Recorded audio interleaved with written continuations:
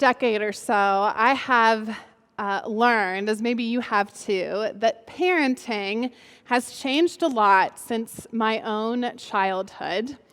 And one of those changes correlates with the creation and the rise of social media. My generation really likes sharing their life and the life of our kids on social media. I know that I'm not the only generation, and there are those older than me that do that as well, but I know that I'm guilty of it, for better or for worse. But there are some experiences that I have seen that have really shocked me, things that I would never imagine posting on social media. There was one story that came out, it's been a while now. The parent claims that they stepped into the restroom, and in those just few minutes, the toddlers got a hold of an entire bag of flour and took that bag of flour from the kitchen to the living room to create this scene. That's such a horrific scene for a parent to walk into.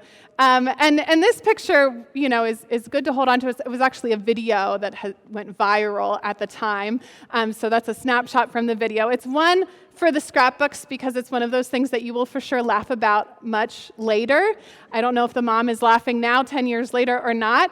But I do know for sure that if my sister and I had created such a scene, my mom would not have grabbed her camera to try to capture it. That's the difference in parenting from then and now. Kids are messy. Life is messy. Whether or not we have children, we all have stories of spills and accidents and messiness that happens all around our homes. We have now today come to the end of our series focused on the steps that we take in a comeback. And so we've used the story of the prodigal son as our guide, and we've talked about the falls that happen in our lives and the importance of listening to our emotions. We've talked about the paradigm shift that happens when we come to ourselves after a fall. We talked about the importance of community and finding a guide, and last week we talked about making plans and acting on them. And so today our shift changes. We shift our focus as we talk about patience and trust in the process of a comeback. I think we need patience and trust because the whole process after a fall isn't clear-cut, and it can be very messy. There are so many messes in our life that aren't physical. Relationships can be messy and families can be messy. And I don't think that really hit me, that truth about families being messy really hit me until I was in high school. And then even my senior year of high school, because during that year, up until that year, my family looked really perfect. My parents loved each other. Both sets of my grandparents were still alive and had been married for decades. Any divorce in my extended family happened before I was old enough to remember it. And there might have been some tension that happened at family gatherings, but I was oblivious to it at that young age. But then suddenly everything changed with the news that my aunt and uncle, the uncle that I loved, the really fun uncle, my aunt and uncle were getting a divorce. This uncle decided that he just didn't love my aunt anymore, and so just like that, he was out of her life and out of our lives.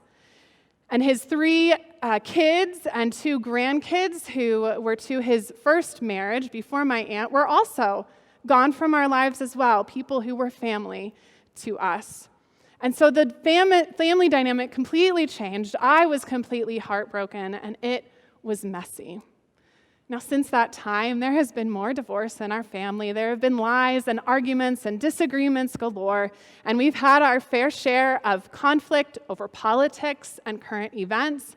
We've gone through unexpected illnesses and deaths and deep pain through dementia and Alzheimer's.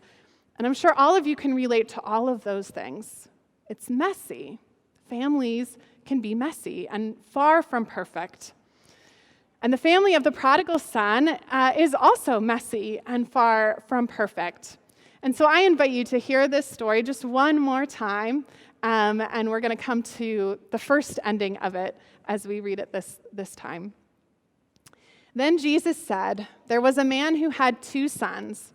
The younger of them said to his father, 'Father, give me the share of the property that will belong to me.' So he divided his property between them. A few days later, the younger son gathered all he had and traveled to a distant country, and there he squandered his property in dissolute living. When he had spent everything, a severe famine took place throughout that country, and he began to be in need. So he went and hired himself out to one of the citizens of that country, who sent him to his fields to feed the pigs. He would gladly have filled himself with the pods that the pigs were eating, and no one gave him anything. But when he came to himself, he said, 'How many of my father's hired hands have bread enough and to spare, but here I am, dying of hunger. I will get up and go to my father, and I will say to him, Father, I have sinned against heaven and before you. I am no longer worthy to be called your son. Treat me like one of your hired hands.' So he set off and he went to his father. But while he was still far off, his father saw him and was filled with compassion. He ran and he put his arms around him and he kissed him. And then the son said to him, 'Father, I have sinned against heaven and before you. I am no longer worthy to be called your son.' But the father said to his slaves, 'Quickly, bring out a robe, the best one, and put it on him. Put a ring on his finger and sandals on his feet, and get the fatted calf and kill it, and let us eat and celebrate. For this son of mine was dead and is alive again. He is lost and is found.' And they began to celebrate." Now that is a wonderful ending, and one that I hope we all have. But the story is far from being a perfect story. Weeks ago, we read the second ending of that story, which included the jealous older son who felt mistreated in all of this. It's messy, right? And there are other families, many families in the Bible actually, that are quite messy. The largest of all had a very messy beginning. Genesis, the first book of our Bible, starts with creation of Adam and Eve, the first sin, then Cain and Abel, and Noah and the flood. But then the focus narrows in on one particular couple, Abram and Sarai. And Abram is a descendant of Noah. And so I want to share and talk a little bit about their story today. After a 500-mile move from their home and his father's death, Abram and Sarai are living alone with their orphan nephew Levi, who for all intents and purposes is their child. Abram is 75 years old, and up to this point, they have not been able to conceive any children. They figured that that's just not something that will be for them. But then this happens. Now the Lord said to Abram, "Go from your country and your kindred and your father's house to the land that I will show you. I will make of you a great nation, and I will bless you, and I will make your name great, so that you will be a blessing. I will bless those who bless you, and the one who curses you I will curse, and in you all the families of the earth shall be blessed." Now, many of you may know the end of that story. We know Abram as Abraham and Sarai as Sarah because their names were changed. God changed their names throughout their journey, and they could be called the parents of our faith. But in reality, Judaism and Christianity and Islam have all been known as Abrahamic faiths because we all consider ourselves as part of Abraham's family. And so that's a family of almost 4 billion people. And when we think about Abraham and Sarah, we think about this perfect, extraordinary family, right? God blessed them with children at a very old age when they weren't expecting it, and they became the father and mother of this great nation. But it wasn't perfect, and it was really messy. When they hear this news to just go. They pack up their things and they follow, not knowing where they're going to go. And they get told along their journey that they will have a child, and they laugh about it because it seems not possible. And when they get impatient with waiting for this child that they've been promised, they decide to take matters into their own hands. And Abraham sleeps with Sarah's servant Hagar, and she does have a son, which complicates everything even more. But then it was 25 years that they waited. Abraham was 100 years old, and Sarah becomes pregnant with the promise that God had made for them coming true as parents, and with the birth of Isaac. But that was 25 years in a messy middle. Your comeback story might have a messy middle. Like Abraham and Sarah before they had Isaac, you're no longer where you used to be, but you're also not where you're going. Author Roger Ross calls it being suspended somewhere in between the fall and our future. Have you ever been in that messy middle? Maybe you're there now. The good news is we serve a letting God. In the creation story in Genesis, we read about how God created the heavens and the earth, and God said, "Let there be." In everything that God created, God was letting it be. We have a letting God. Now, there are 3 invitations that we see at play in both the prodigal son and in the story of Abraham and Sarah. And there are 3 invitations that God gives to those who are in this messy middle, but I need to give you fair warning because all of them require a fair amount of patience and a fair amount of trust. There's some things that we need to let as well. The first is to let go.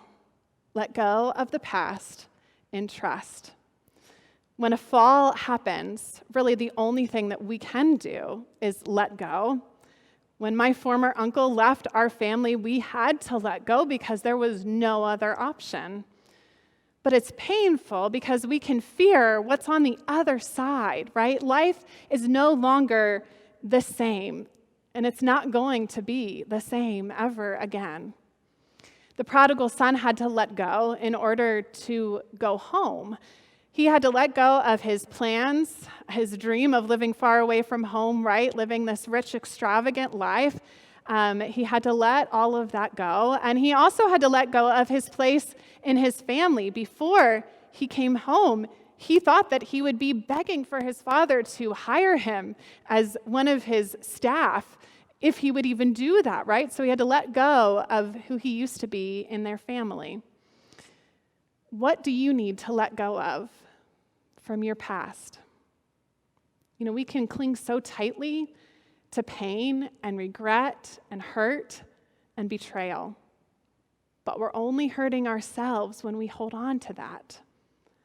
There's something great in our future when we just trust the process that God has for us to come back, which means moving forward.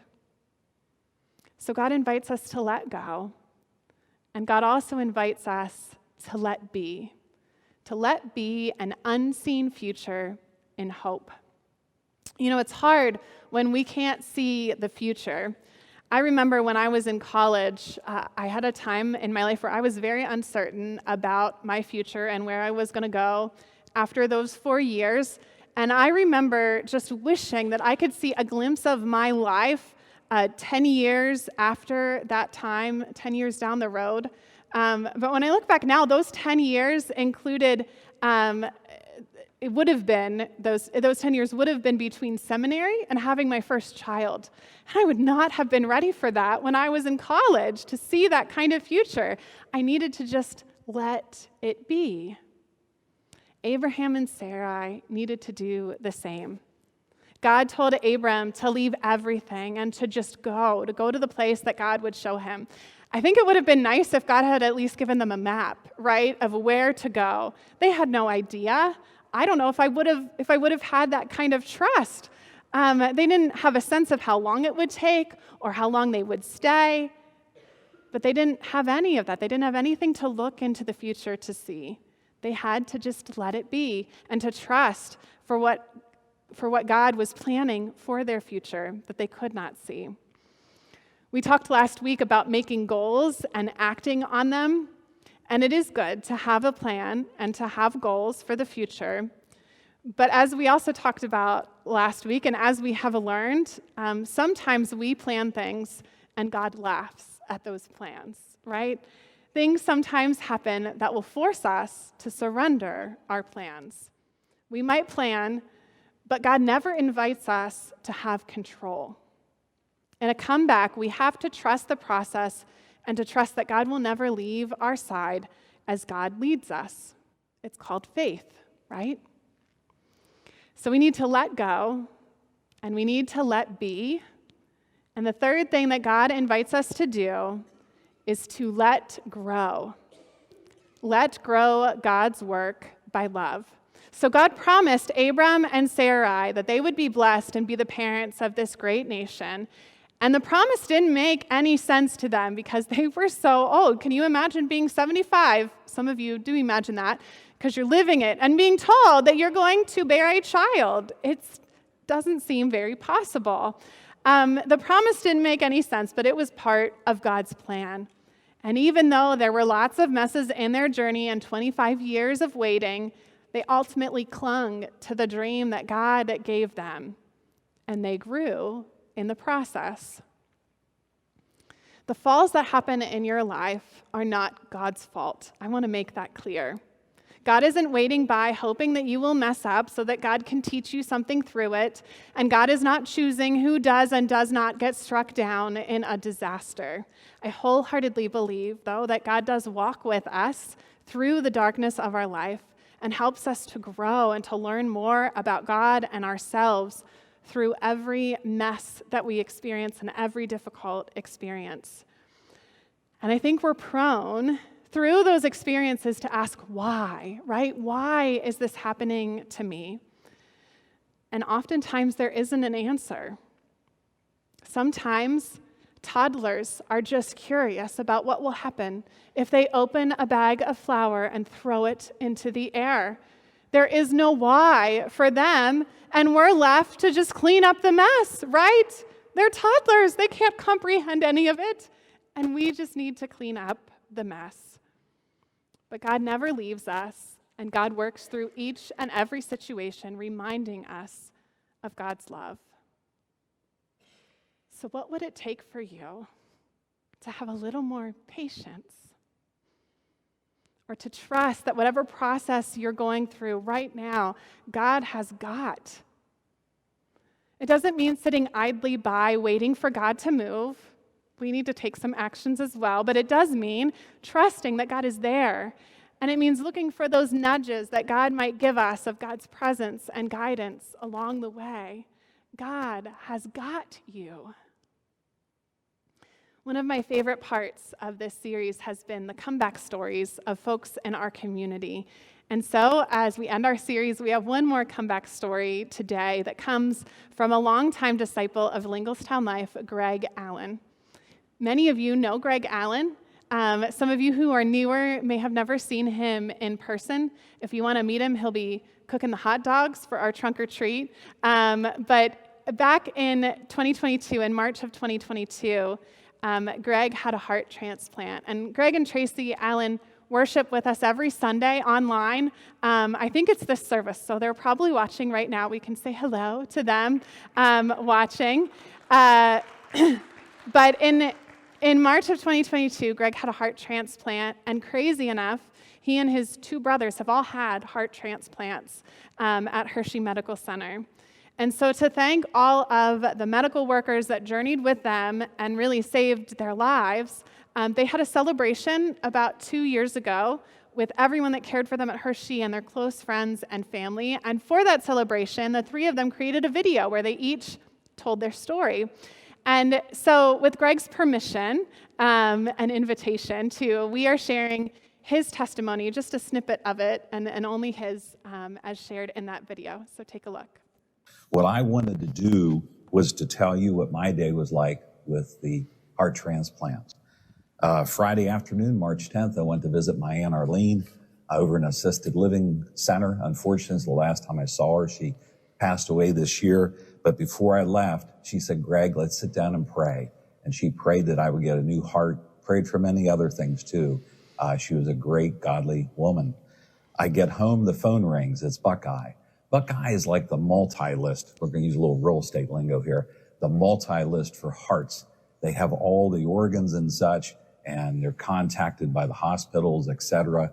So when I got the call from Buckeye, I just thought it was going to be checking up on records and that type of thing. But the phone call was real simple. This is Andrew from Buckeye. It's time to go to Hershey. And that's great. So I said, Tracy, it's time to go. Believe it or not, she didn't believe me. And I've never teased anything about this heart stuff, but we were both just so kind of dumbfounded, I guess you'd say. So we hustled down to Hershey, checked in at 5:30, and it was amazing from there. It was just a blur. They put me in a wheelchair, we went back a hallway, and it seemed there were 100 people in this room that we were in within a matter of hours. They're taking blood and just doing all kinds of stuff to you and tests and hooking up machines and flying in and out. It was really something. It's like you were a car at a NASCAR event. You pulled in to get tuned up. It was just absolutely amazing. And then from there, like I said, it was a blur. And then there were different delays. They were hoping to do it that night. Of course, they had to wait till the heart gets there. It was in Delaware. They had to get up to Pennsylvania. And originally there was supposed to be bad weather. It turned out they were able to fly to get the heart, and that all worked out great. So that was going to be early in the morning the next day, and then another delay. And it almost got comical. The nurses would come in and be all apologetic. Oh, I'm so sorry. You know, there's going to be a delay of an hour. This is going to happen or whatever. And I just started to laugh. I said, I'm going to be here. Take your time. I'm going to be here. I'm not going to leave. Don't have to apologize for anything. This is great. And we've always had 100% faith in this, that this was going to happen. If we got a chance, it was going to work. Well, all of a sudden, 100 jumped up to 101%. They came in the room on Saturday, and they said they left to your heart. It's a whole team of folks going down to get the heart and other organs in this particular case. Yay for donors. And your doctor that left and is leading the team is Dr. Steve Allen. Well, of course, that's my eldest brother's name. And the fact that, you know, Steve Allen's picking up my heart, and Steve used to be a pilot, by the way. It was like, holy wow, that's really something. So our 100% faith jumped to 101, and everything just went great. Eventually, they came in the room and said, it's time to go. So I got to chat with Tracy and Brandon and Becca and Marie just a little bit. Never say goodbye, say see you later. And when I went in the operating room, it was just absolutely amazing. All the people that were in there, the bright lights in there. And I mean, there were just dozens of people all over the place in that room, and they were all there to help me, just to help me. It was really, really overwhelming. From the first time that I was diagnosed with this disease, I've never gotten mad at God. I've never gotten angry with my family because it's inherited. I've never shed a tear over it. I accepted it. Of course, I had two brothers that going through it and so much family before that. And, but when I went in there, it was just so overwhelming. And then there were more delays, and they'd send people over to talk to me to keep me calm. And I'd out-talk them, and they'd kind of collapse and fall to the side. And they'd bring more folks up. They said it was 3 hours. It felt like 3 minutes to me. I was just so amped up to do this. It was just so great. And at one point he said, we're going to start. And I said, I need two things, if I may. They said, certainly. And I said, number one, if we've been in here for 3 hours, my family's out there waiting. They probably think we're halfway through with this. Could someone go out and let them know? And they said, yes. Someone immediately left the room, and I did that. And the second and most important is, I know there's a lot of people in this room, but as much as possible, could you all gather around? I thanked them. I left them know they're going to be part of history. 3 brothers, 1 hospital, 3 successful transplants. I gave them a little bit of a pep talk instead of them giving me one. And I explained to them, I said, you have to realize one thing. You're great doctors, you're great staff, a great team here, but you're not in charge. He's in charge. He's in charge. Let him guide your hand. Everything's going to be fine. And at that point, 5 years of emotion just poured out of me. I don't think it had to put me to sleep. I think I knocked myself out crying. Then all I remember, I woke up in my room. I knew it was my room because I looked across, and there were those boxes of the plastic gloves they use so much in the hospital. and there were 3 of them mounted on the wall. Well, in my room, they weren't mounted properly. The one in the middle was over an inch. You know, I'm a pain in the butt about stuff like that. And the box in the bottom, the small gloves, were put in upside down. And when I looked at that and saw that, I'm back in my room. No breathing tube. I was so lucky with that, because I remember how Steve struggled with that breathing tube. I felt so bad for him when he had that. And I was just as calm and relaxed and as easy as could be. Then one nurse after another started to come in, and they started to just check me out, and they said, "You okay?" I said, "Yeah, everything's just great." It was absolutely amazing. I need to check my notes here. Oh, I said, "Thank you, Lord. That wasn't so hard, was it?" 10 days later, I'm home. We still went back, of course, visit with doctor visits and the heart team, biopsies to make sure there's no sign of rejections. That all went well. Going to the lab to get your blood drawn. I never knew my body could make so much blood as much as they took out of me. Just finished up cardiac rehab. That was terrific. Everyone has just been so good to us. I'm so thankful for everyone at Hershey Med and every person that's in this room tonight. Your support has just been absolutely terrific. And of course, I get home a month later. I have a grandson, Logan. He's doing great, and everything's just working out wonderful for us. We're absolutely positively blessed. I thank you so much. And I'm just going to close with a windshield story. And I stole this from our pastor, so I'm not taking credit for it. I want to look ahead. So if you think of that big old windshield in your car, that's all for looking ahead. That's for looking forward. What's next? We can't keep looking back all the time. Well, we used to do this. We used to be able to do that, blah, blah, blah. That rear view mirror, that's that small part up there in the windshield. That's the part for looking back. Look back. Keep yourself balanced. Always have that memory. But let's look ahead. Let's see what's next. And thank you all again.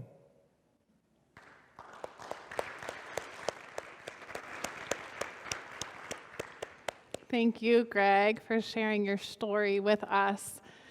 Talk about patient trust, right? Greg's life is an amazing testimony to patient trust. And I want to emphasize the point that he made at the end, which you may have heard as he said it. His pastor was Pastor George at the time. So it comes from him, but it is worth repeating, and maybe I'll have my own take on it. Coming back is very different from going back. We will never go back to the way that it used to be, however good or bad it used to be. We are meant to come back home to God, but we're never meant to go back to the life that we once lived. Things are changing all the time. The windshield of a car, right, is so very large because we need to see as much of the road as possible when we're driving. We need to look to the future, too, to see where we're going and to see where we are at the time that we're driving. But that rear view mirror and those side mirrors that help us to see back are smaller than the windshield for a reason.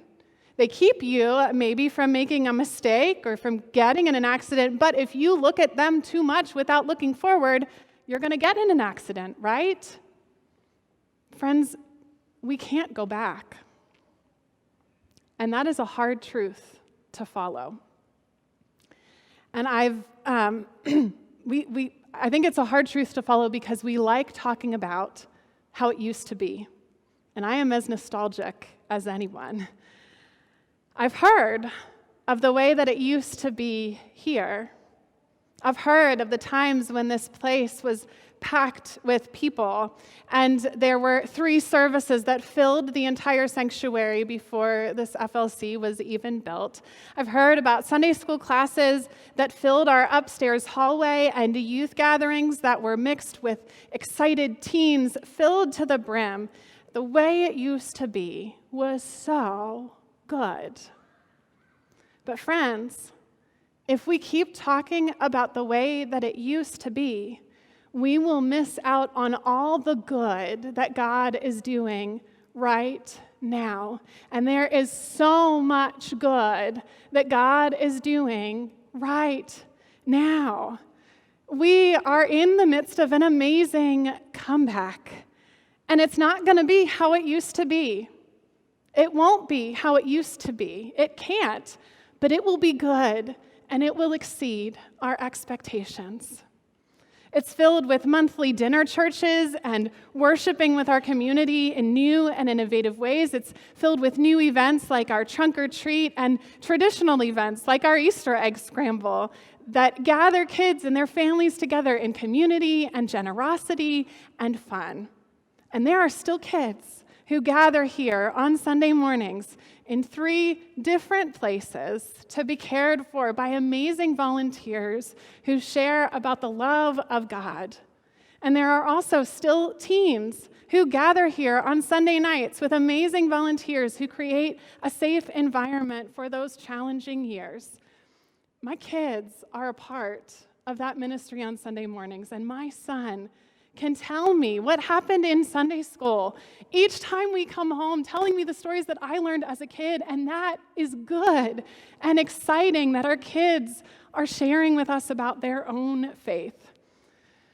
I promise you that when we die, God is never going to ask us how many kids were in our church. They're here, and we are rich compared to others. God is never going to ask you where you went to church or how long you stayed there or when you moved from one place to the other. God doesn't care about numbers. He's not going to ask how many people filled the pews on Sunday. But God is going to ask, I believe. God is going to say, did you keep inviting people to follow me? Did you keep loving? And did you keep worshiping even when it was hard? I hope you all know how blessed I am, how blessed I feel to be a part of what God is doing at Linglestown Life right now. You all are a part of my comeback story. God is writing a great comeback story for all of us, and I'm here for it, and I hope you are too. And I hope that in your life right now, you will see God like the prodigal father, running at the first sight of us, no matter how far or how long we may have been gone, so excited to welcome us home. I invite you to pray with me.